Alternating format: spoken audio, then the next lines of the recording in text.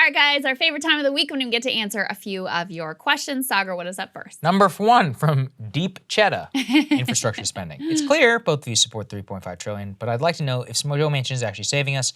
It seems like money gets allocated to these beautiful sounding projects, but once there's not been a hearing or details discussed, I'm not convinced on the implementation. It feels like this money should ultimately go to shady contractors who are in bed with politicians, and we will be stuck with paying for more government programs on a devalued dollar. Shouldn't the media push for specific and provisions for proper oversight?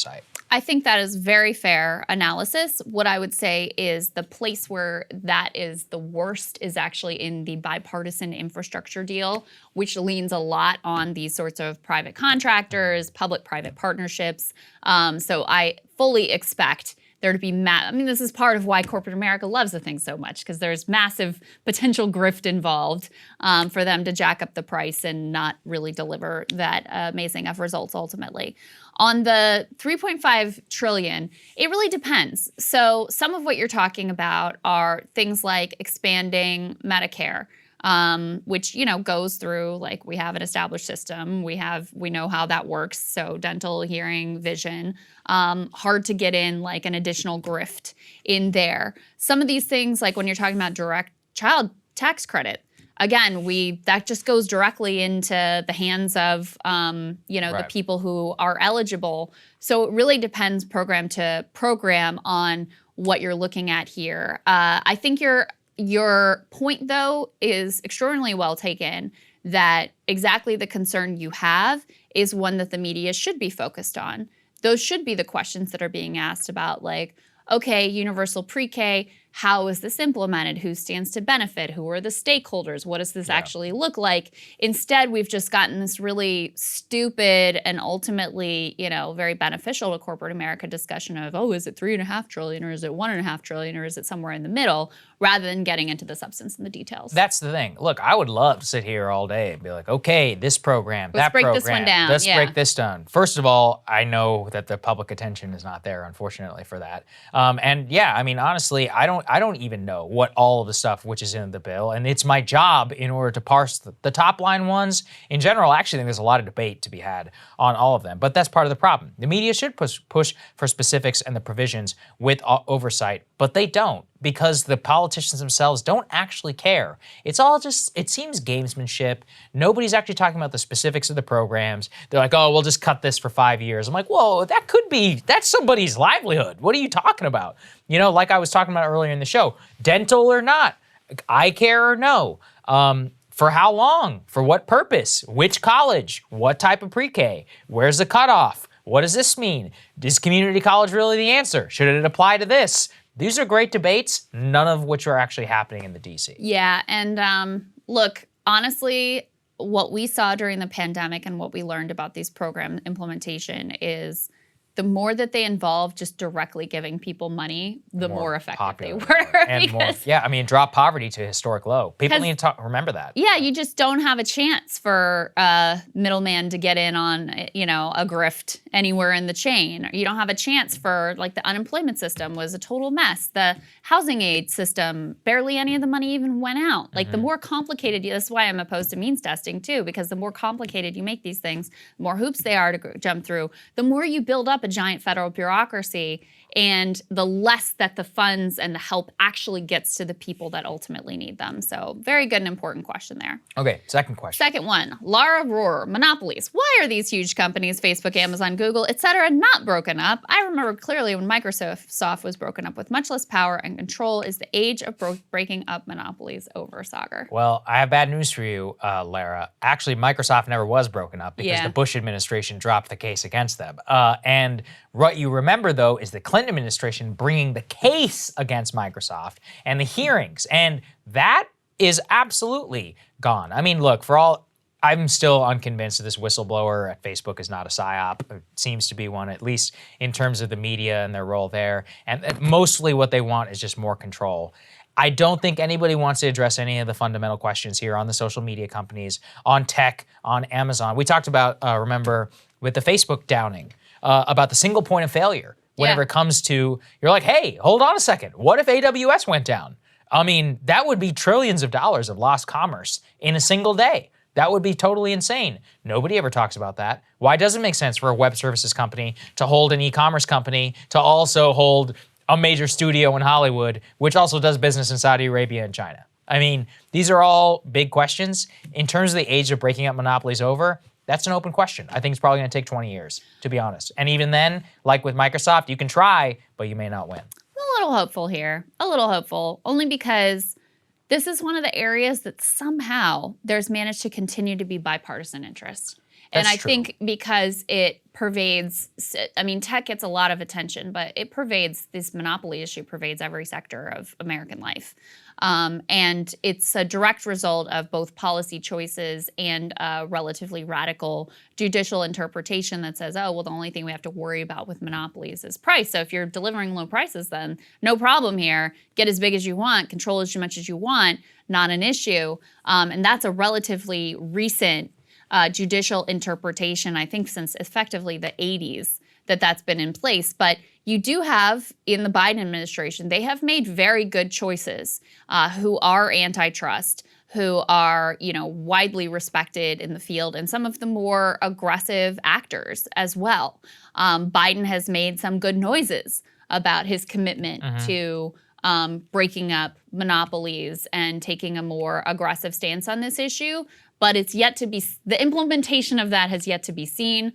Like I said, the reason why I'm a little bit optimistic is because you have had some bipartisan support around these issues. And let's hope that including confirming the more aggressive of his nominees in this regard. So that's what gives me a tiny bit of hope in this issue. Right.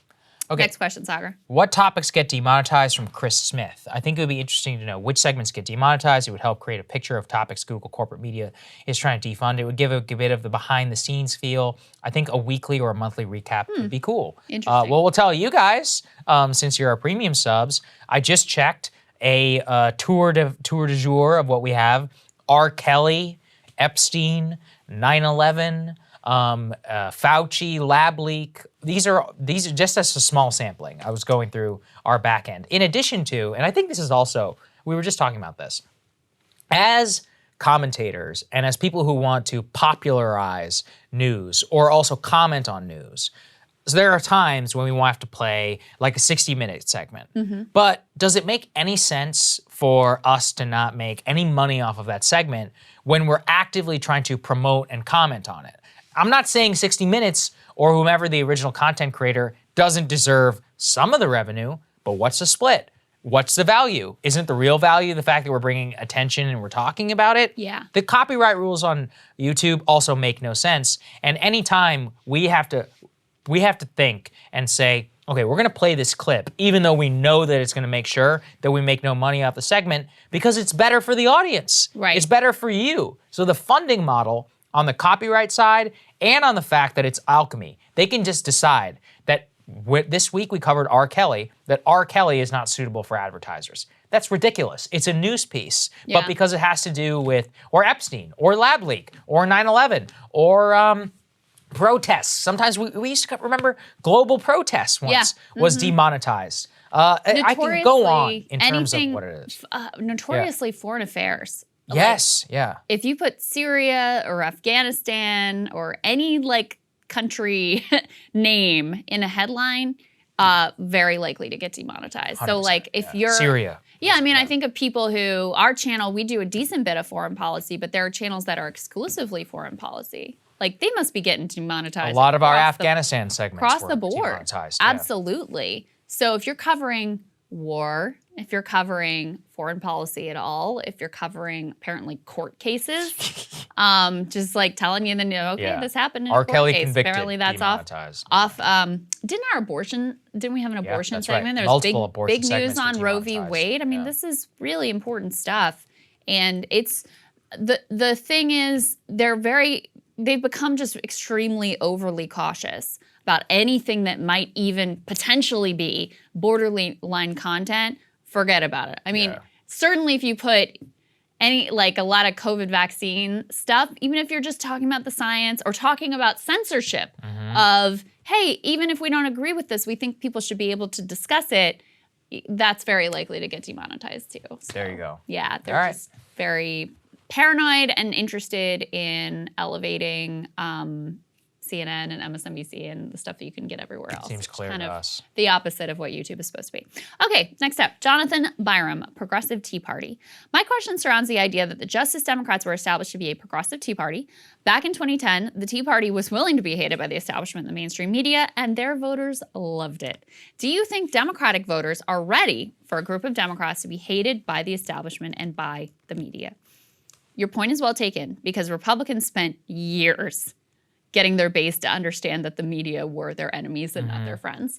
And Democrats have leaned into, like, these are our buddies and these are our good guys. And that's reflected in the polling. That's reflected in Democrats. I mean, look, when Biden became the Democratic nominee because the media said this is the guy, and Democratic voters were like, got it, that's the guy. So I do think that you have to be a little more strategic in how you pick your battles. However, when you have issues that are clearly popular, like $15 minimum wage as one example, or even healthcare for all during a pandemic, this is an area where you should be leaning into picking a fight and drawing lines and making it clear who's on which side. And I think progressives can win those battles. I also would say, look, when you're someone like AOC, who's in a very safe blue district, you can feel a lot more free to lean into these fights and educate people about the way that the media is not their buddy and not their friend, and be willing to be demonized. And I think the public will support you in those fights when they see you on their side. That is the part I wanted to focus on, which is that it didn't just wake up and happen. It took years of pointing out where the media was wrong, where the biases are, and all of that. There's been too long of a period where the Dems now leaning into the fact that they think that the media is their partner, and they are in many respects, especially cultural matters. Well, that's a deal with the devil, because then people are going to believe what the media is telling you, and they're going to do so on all topics, not just the ones where they aren't screwing you over. So it's a big problem. It starts with education. It starts with pointing things out, and that's where I would advise people to go to. All right, last question, Saagar. American Gerontocracy. Now you're up my alley here. Okay, from Matt Reiki. The average age of a parliamentarian in my native Canada is 52. Similar countries like the UK, Australia, Germany, France sit around that age. But the average representative is 57 years old. The average senator is 62. So many prominent political figures in the US are so old. Why don't these people just retire? That's a great question, Matt. What do you think, Krystal? Well, it's a worse problem on the Democratic side than on the Republican side, first of all. Republicans, there has been more turnover. Part of it just goes down to the way that Democrats preserve seniority and don't let any young voices into leadership in the House and the Senate, which are places that run basically based on leadership and seniority ultimately. And so that really discourages young people from running. I also think, I think it's partly that these people, they like the power, they hold on to it for forever. Incumbents just sort of like win election without having to do very much. So there's this massive power of incumbency that keeps people entrenched long past the time when they're at their sharpest. And then I also think you have a young generation that's not really sure that politics is a place for them, that has been screwed over time and time again, Gen Z and millennials both. And so they've seen how electing this or that politician hasn't gotten them so far. They've seen how these politicians come in and become part of the system that they used to abhor and hate. So I'm not sure it's a great motivation for young people ultimately to get involved. I think that's it more than anything. Why, if you are 29 like me, what do you remember in your lifetime? But my very first political memory is Bush 2000, very inspiring for democracy, the Supreme Court, then 9/11, Iraq, the financial crisis, and obviously everything that everybody else knows. If you're Gen Z, your first major political memory is probably the 2008 financial crisis. Oh, and then you lived through another major financial crisis, and we are all now in Corona. Why would you want to get involved in this mess? It's terrible, and that's the problem. The more people tune out, they have less wealth, so they have less connection to the system. The more disconnected you get, the media obviously hates you. It's mostly for boomers. Everybody else is just, striving, trying to get by, and you don't think you can make a difference. And it's because you don't even know what difference that people could make in your life. You just lose faith, and I don't blame you. All right, guys, we love you. We appreciate you. Y'all are the best. And hope you enjoy your weekend. We'll see you back here tomorrow. See you guys.